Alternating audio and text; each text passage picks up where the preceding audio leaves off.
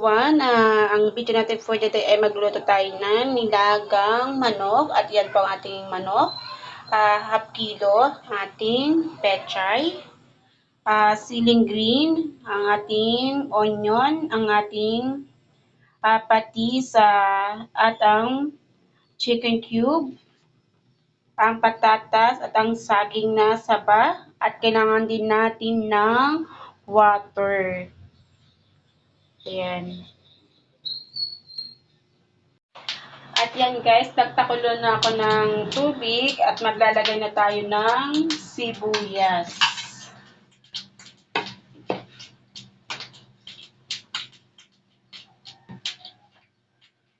At ilagay na rin natin ang chicken.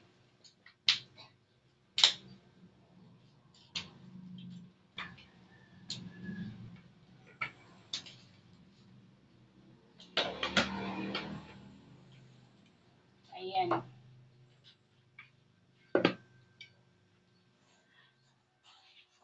At takpan muna natin hanggang sa kumulo.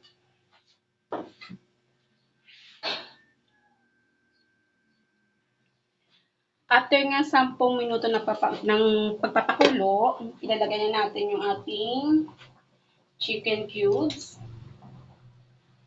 ang ating paminta. Mas marami paminta ang inilalagay ko kasi medyo mas gusto ko sa sabaw yung pag hinihigop talaga is yung ramdam mo yung anghang. Yan.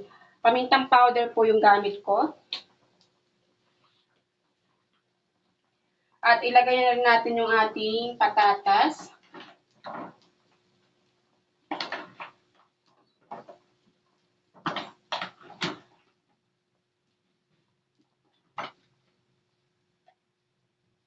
Ayan. At ang ating patis sa pampalasa.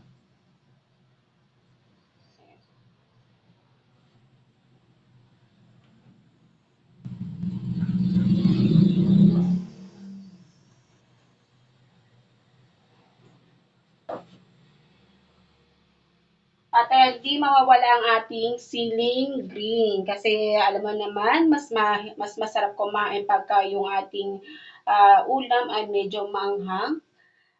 Dahil nga mahilig naman din ang mga anak ko sa maanghang, kaya yan naglagay ako ng 3 sili. At takpan muna natin muli para ating pakuluin.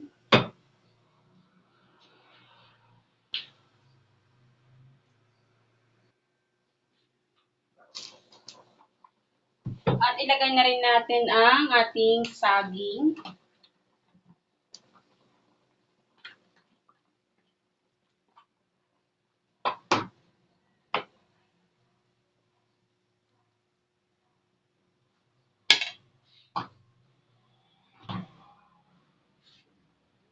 Ayan po, para mas magandang kumain ng may sabaw. Hindi lagi tayo prito. Ayan, antayin natin medyo maluto pa yung chicken at saka yung saging. At isusunod naman natin yung ating dahon ng pechay. At maglalagay na rin ako ng konting salt. Ayan.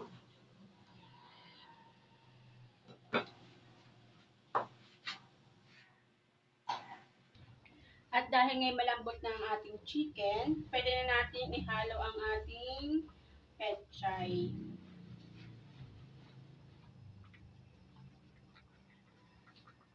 Ayan.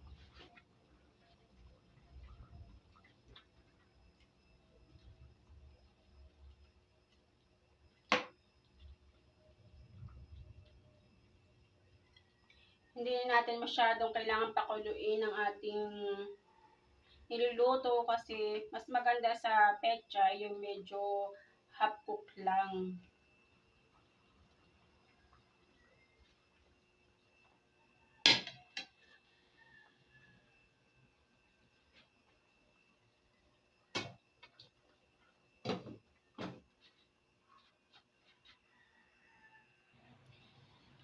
At yan nga po ay luto ng ating nilagang manok.